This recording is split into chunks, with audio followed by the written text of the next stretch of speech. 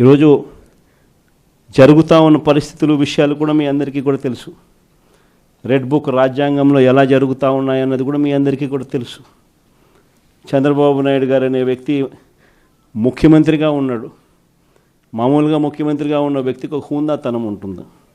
ఈ మనిషికి ఆ హుందాతనం లేదు. ఈ మనిషికి ఏదైనా కూడా తాను ముఖ్యమంత్రి కాబట్టి ఏ పదవైనా తనకే కావాలి, తనకు సంఖ్యాబలం లేకపోయినా తనకే కావాలి అన్న అహంకారంతో ఈరోజు చంద్రబాబు నాయుడు రెడ్ బుక్ పాలన సాగిస్తూ ఉన్నాడు. 57 చోట్ల జరిగితే 7 చోట్ల ఎన్నికను వాయిదా వేశారు. ఎందుకనంటే అక్కడ చంద్రబాబు నాయుడుకు గెలిచే వాతావరణం కనిపించక ఆ 7 చోట్ల ఎన్నికలు వాయిదా వేశాడు. మరో 50 చోట్ల ఎన్నిక పెట్టని పరిస్థితి, పెట్టాల్సిన పరిస్థితిలో ఖచ్చితంగా పెట్టాల్సిన పరిస్థితిలో ఎన్నికలు జరపాల్సిన పరిస్థితిలో జరపాల్సి వచ్చింది. ఆ వచ్చిన చోట్ల కూడా 50 చోట్లలో 39 చోట్ల వైఎస్ఆర్సీపీ క్యాడర్ తెగింపుతో గట్టిగా నిలబడింది. నిజంగా ఆ తెగింపు వైఎస్ఆర్సీపీ క్యాడర్ చూపించింది కాబట్టి చంద్రబాబు నాయుడు గారు ఏమీ చేయలేకపోయాడు. ఎంత దారుణంగా చంద్రబాబు నాయుడు గారు అనే వ్యక్తి ప్రవర్తిస్తూ ఉన్నాడు అన్నదానికి నిదర్శనం. ఎక్కడా కూడా చంద్రబాబు నాయుడు గారికి మెజారిటీ లేదు. ప్రతి చోట కూడా వైఎస్ఆర్సీపీ కోవిడ్ తర్వాత జరిగిన ఎన్నికలు, అంటే 2 ఏళ్ల తర్వాత జరిగిన ఎన్నికల్లో 2.5 సంవత్సరం 2.5 సంవత్సరం తర్వాత ఎన్నికలు జరిగాయి. ఆ ఎన్నికల్లో వైఎస్ఆర్ కాంగ్రెస్ పార్టీ స్వీప్ చేసిన పరిస్థితులు మనందరికీ కూడా తెలుసు. ఎక్కడా కూడా చంద్రబాబు నాయుడుకు బలం లేదు.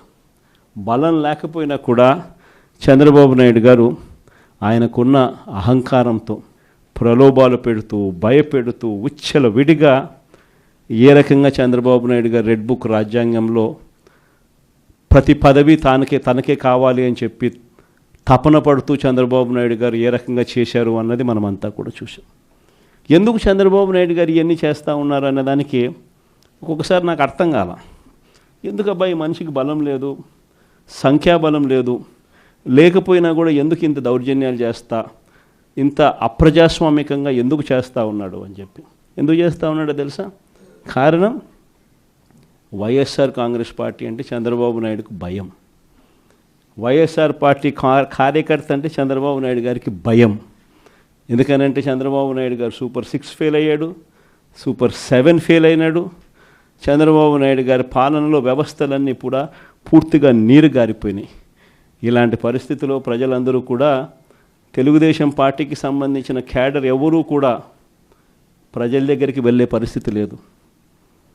చంద్రబాబు నాయుడు గారి క్యాడర్, ఆయనకు సంబంధించిన ఎంపీటీసీలు కానీ, ఆయనకు సంబంధించిన కార్యకర్త కానీ ఎవరైనా కూడా ప్రజల దగ్గరికి వెళ్తే ఇంట్లో నుంచి చిన్న పిల్లలు సైతం క్యాడర్ను కూడా తిరగనిచ్చే పరిస్థితి ఉండదు. క్యాడర్ను సైతం, చిన్నపిల్లలు సైతం ఇంటికి పోతూనే మా 15,000 సంగతి ఏమిటి అంటారు. అమ్మలు మా 18,000 సంగతి ఏంటి అని అంటారు. వాళ్ళ అమ్మలు మా 48,000 సంగతి ఏమిటి అంటారు.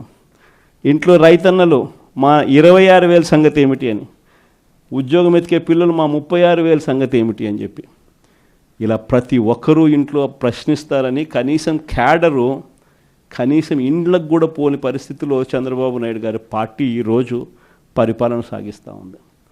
ఇలాంటి పరిస్థితుల్లో చంద్రబాబు నాయుడు గారిని ప్రశ్నించే స్వరం ఉండకూడదు అని రాష్ట్ర వ్యాప్తంగా ఒక భయానక వాతావరణం క్రియేట్ చేసే కార్యక్రమంలో భాగంగా ఇవన్నీ కూడా చంద్రబాబు నాయుడు గారు చేయిస్తూ ఉన్నాడు.